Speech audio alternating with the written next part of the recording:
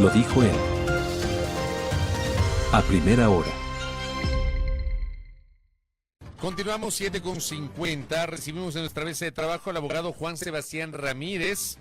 Él es socio del ex Itiner Abogados y representante de la Asociación Ecuatoriana de Médicos Posgradistas del Ecuador. Abogado, bienvenido. ¿Cómo le va? Muchas gracias. Buenos días con todos, con la audiencia. Muchísimas gracias por el espacio. La verdad, estamos con esta lucha.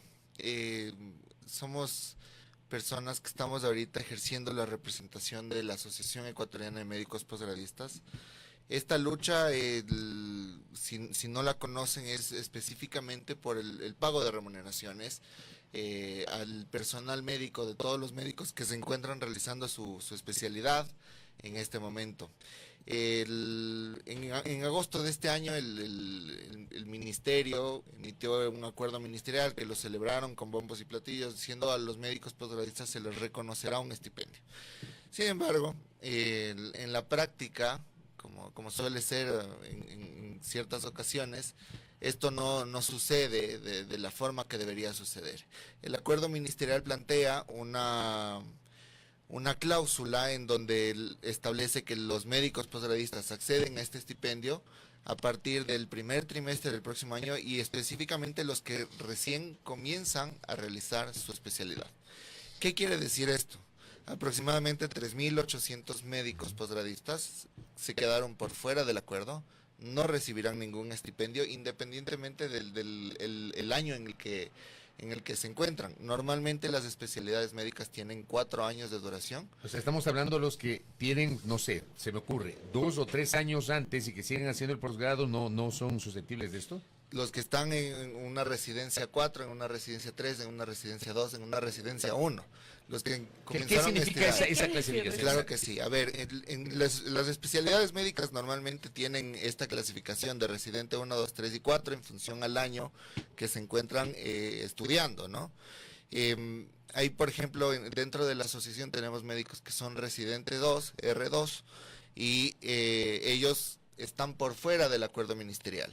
Es decir, no van a tener ni siquiera la posibilidad de tener, durante el tiempo que les falte de especialización, la posibilidad de tener un incentivo, algo que le permita sobrevivir. Estamos hablando de mecanismos de sobrevivir de los médicos actuales que atienden en el sistema de salud ecuatoriano.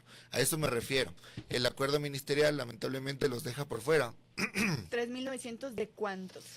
A ver, el aproximado actualmente es de que tenemos 3.900 médicos que se encuentran realizando especialidades médicas, se encuentran realizando estudios y que no van a recibir.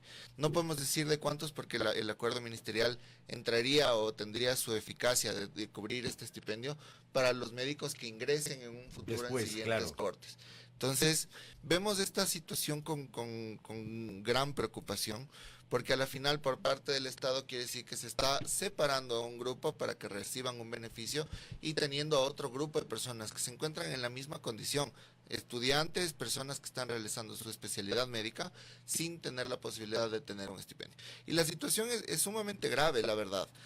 Hemos visto casos como la asociación, hemos visto casos de médicos que tienen que, aparte de realizar sus actividades normales, realizar guardias de 24 horas, realizar posguardias de 12 horas adicionales de esas 24, cubrir sus asistenciales, ir a hospitales y ir a estudiar a las universidades. Además de eso tienen que buscarse la forma de ganarse algo de dinero para cubrir necesidades como por ejemplo comprar fórmula de leche para sus bebés.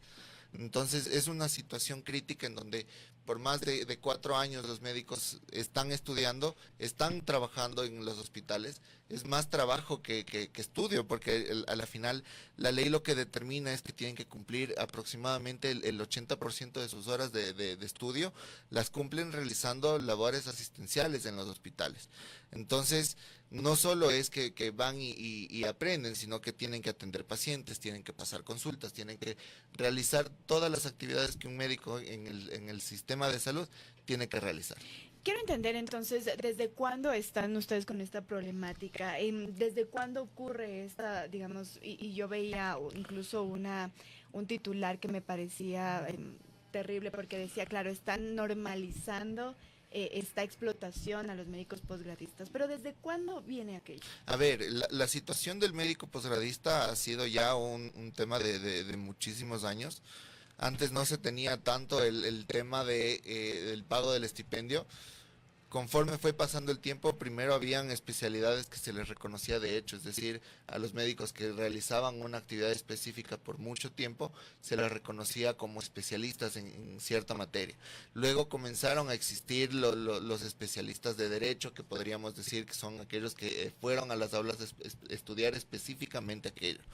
Y desde esa lógica ya son muchísimos años en los que hemos visto esta lucha y que, claro, el Estado ¿Nunca se les pagó a los médicos posgradistas? no se les pagó y hubo algunos intentos de incentivar con becas.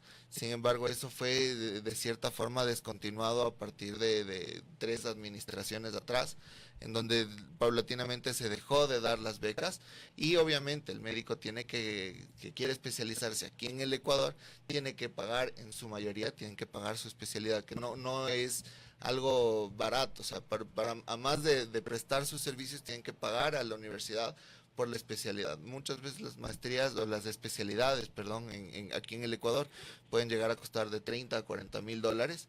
Es decir, tienen que, a más de no recibir ningún tipo de estipendio, ningún tipo de ayuda por parte del Estado, pese a que son la mayor fuerza de trabajo de médicos en los hospitales del sector público, no reciben ningún tipo de compensación por las labores que realizan. Ahora entonces ustedes lo que están pidiendo es que se les dé este estipendio y de cuánto podría ser. A ver, el acuerdo ministerial establece un estipendio de $1,412, ¿sí? Esto hay que ponerlo en contexto, porque muchas personas pensarán, ok, los médicos se están quejando para tener una remuneración de 1,400, y no es tan así. Los médicos tienen que cubrir sus movilizaciones, tienen que cubrir su aportación al Seguro Social, porque el Estado no les aporta, pese a que trabajan muchos médicos, por ejemplo, en el Hospital Carlos Andrade Marín, no reciben una afiliación al Seguro Social. Tienen que pagar adicionalmente en muchos casos seguros privados de salud, porque en algunas instituciones no les permiten realizar sus labores asistenciales si es que no tienen un seguro privado. Tienen que cubrir la manutención de su núcleo familiar. Muchos casos son médicos que ya están casados y tienen hijos, entonces por tanto no estamos hablando solo de una persona, sino de ya un núcleo entero familiar. Y tienen que pagar también la especialización médica, tienen que pagar a la universidad porque les permitan estudiar y realizar su especialización. Entonces, no es algo que es por números, sino es por la gravedad de la situación, cómo está tan compleja esta situación y cómo esto agrava toda la crisis de salud que está. Si es que tenemos médicos que no tienen incentivos, que no tienen ningún tipo de remuneración, que en muchos casos no tienen incluso alimentación. Hemos tenido que ingresar solicitudes al ministerio preguntando qué pasa con la alimentación en ciertos hospitales del país. La respuesta del ministerio es: no hay plata para la alimentación, pero tú como médico tienes que continuar con tus labores. Le voy a leer un mensaje que recibo de una persona a quien agradezco, a uno de nuestros oyentes e internautas. Dice: los estipendios son para los que han ganado becas, es decir, académicamente se lo han ganado. El médico, o mejor dicho, las prácticas las hacen en los hospitales, el resto de médicos no tienen derecho a estipendio. En otras profesiones no existen estipendios.